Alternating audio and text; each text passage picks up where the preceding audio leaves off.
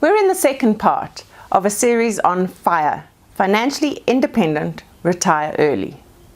To recap, financial independence is the ability to know inside you, that confidence of knowing that you have the capability of generating revenue or income no matter what. So you're not reliant upon someone else to be your source of income.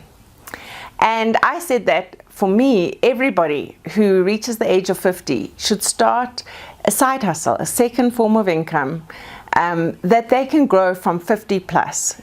Because the concept of retire early is a very different concept depending on what age you're at. So when I say to 40-year-olds, you're going to be forced to retire early at 60 because of a retirement policy, they look at me and say, 60 isn't retiring early. But when you say to a 58-year-old, you're being forced to retire in 2 years' time, they think it's extremely early. Now, the old-fashioned idea of retirement is that it's a point in time where you have enough money to stop working. And the reason why that is an old-fashioned concept is because that form of retirement was okay when you lived for 10 years after you stopped working. The retirement age was set in the 1920s as a social security type policy that calculated what age would it be that people should stop working for only 10% of the population to be alive. Now these days that would be 82 years old.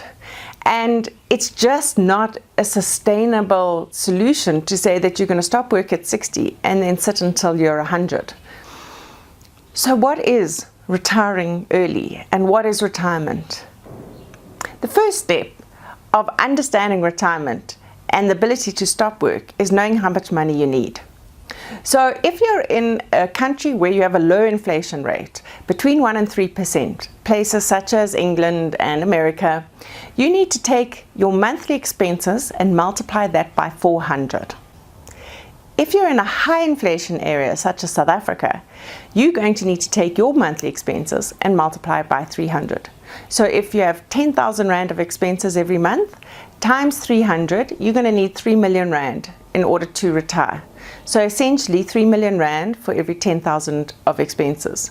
If you have £1,000 or $1,000 of expenses, roughly you're going to need £400,000 for every £1,000 of expenses.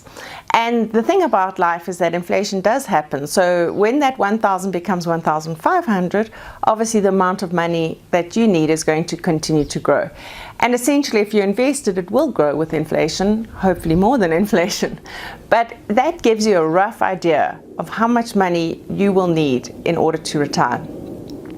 So, can you retire early? And in that comes only one element of retirement, which is how much money do you need.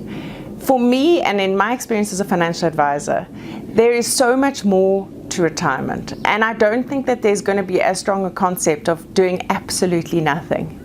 A huge portion of who we are as people is what we do and what keeps us busy, and the ability to focus forward in the future and enjoy what is to come.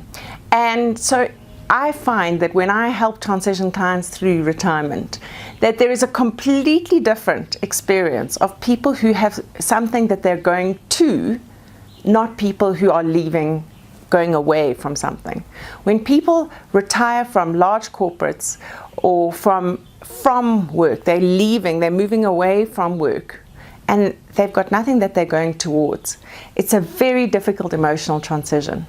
When people are going towards something, yes, I'm leaving full-time employment, but I've been working for the last 10 years on a little photography business that I'm going towards, and I can't wait to have the time to grow it.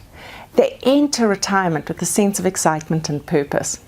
And that is why I think that everybody from the age of 50, if not earlier, but everyone from the age of 50 should have something, a project that they're going to. And it takes time to build businesses, especially if they're side businesses, because that ability to go towards something not only helps you emotionally, but every cent that you don't have to draw down from your savings means that it can grow longer and longer and longer untouched, invested. And so I say to clients, even if it's just a tiny amount every single month that you're not drawing because you're generating more income from somewhere else, it makes a significant difference to your financials as you retire. And then you might not need as much money.